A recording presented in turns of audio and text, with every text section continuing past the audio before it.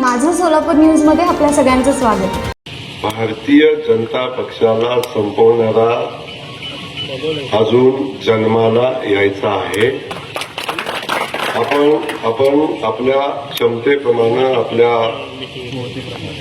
कोटीप्रमाणे बोलावं, कोटीच्या बाहेर जाऊ नये अशी माझी विनंती या निमित्ताने राहील।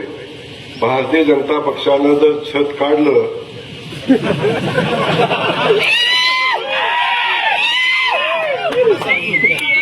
भारतीय जनता पक्षानं जर छत काढलं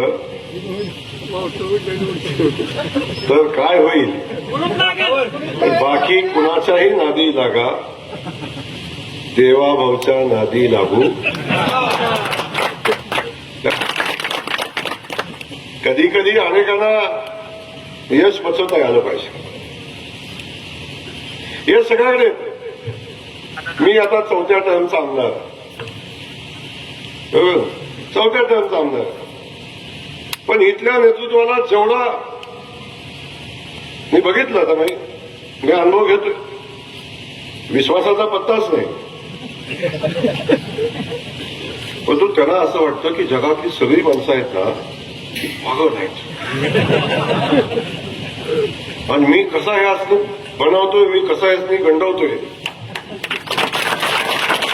लोक म्हणतात भाजप संपवायचा का, भारतीय जनता पक्ष संपू, भारतीय जनता पक्षाचे नेते संपू। त्यामुळे माझं म्हणणं एवढंच आहे, सुखाचा संसार चाललाय, विनाकारण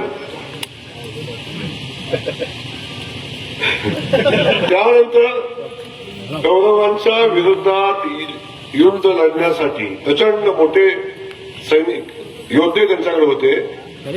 त्यांच्या विरोधात युद्ध लढण्यासाठी भगवान श्रीकृष्णानं कुठल्या योद्ध्याच्या विरोधात कुठला योद्धा युद्ध करू शकतो याचा अभ्यास केला। 6 महिन्याच्या तयारीमध्ये त्यातला एक योद्धा आपल्या सैन्यामध्ये सहभागी करून घेतला, आणि सैन्य एवढं मजबूत झालं की आता आम्ही कौरवांचा पराभव करू शकतो। जेव्हा वाटलं तेव्हा युद्धाला सुरुवात झाली। हे तेव्हापासून चालू आहे, महाभारतापासून।